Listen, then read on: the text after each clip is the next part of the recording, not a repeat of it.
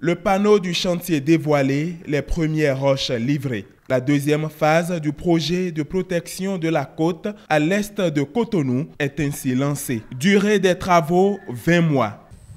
Les travaux envisagés à l'est de Cotonou, précisément entre le chenal de Cotonou et les bassins d'assainissement situés à Ekpé, dans la commune de Semekodji, visent d'une part à sauver les acquis de la première phase, mais aussi à protéger de nouveaux segments concernés par l'érosion. Cet ensemble de travaux donne lieu, dans cette seconde phase, à des travaux complémentaires qui sont les suivants.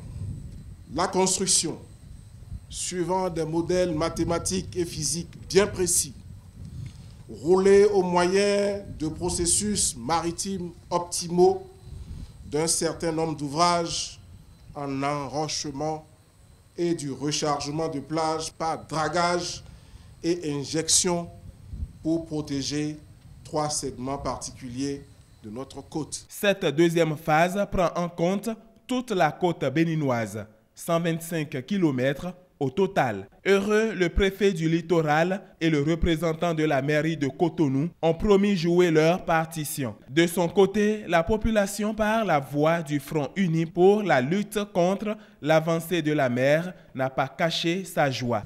Le projet va jusqu'à la Côte d'Ivoire et nous sommes heureux que l'actuelle conception du gouvernement ait repris notre conception.